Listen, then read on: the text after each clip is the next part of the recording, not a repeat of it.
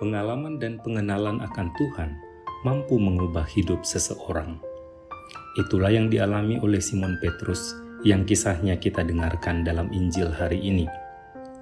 Kisah Injil Lukas bab 5 ayat 1-11 menceritakan dinamika yang terjadi dalam diri Simon yang juga disebut Petrus.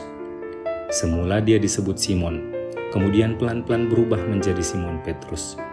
Ayat 4 menjelaskan bagaimana dia masih disebut dengan nama Simon.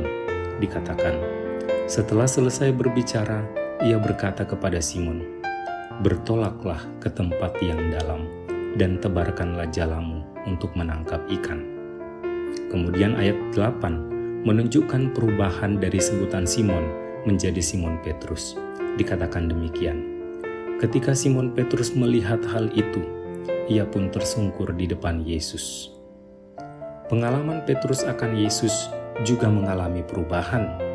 Ini tercermin dari pengakuannya kepada Yesus. Pertama kali berbicara kepada Yesus, dia menyapanya sebagai guru.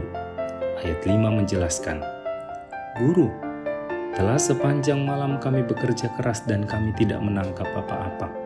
Tetapi karena Engkau menyuruhnya, aku akan menebarkan jala juga." Sebutan guru ini kemudian berubah menjadi pengakuannya akan Yesus sebagai Tuhan.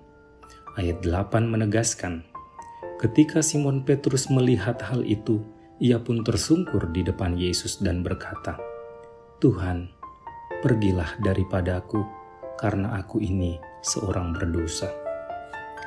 Perjalanan rohani Simon Petrus bisa dirangkum dalam 4 ayat tersebut.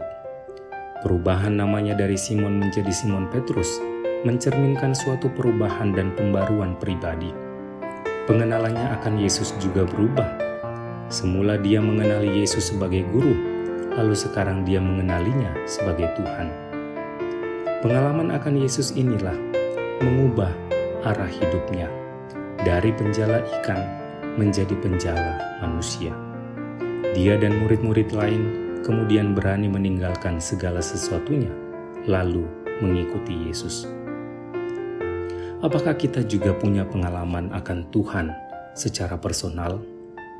Sejauh mana pengalaman dan pengenalan akan Tuhan itu sudah mengubah dan membarui diri kita?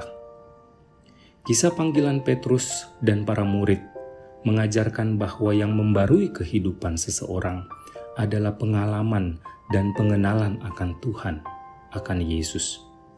Pengalaman dan pengenalan akan Tuhan tidak harus dalam hal-hal yang spektakuler. Perjumpaan dengan sesama dalam kehidupan yang paling sehari-hari pun dapat menjadi tempat di mana Tuhan menampakkan dirinya.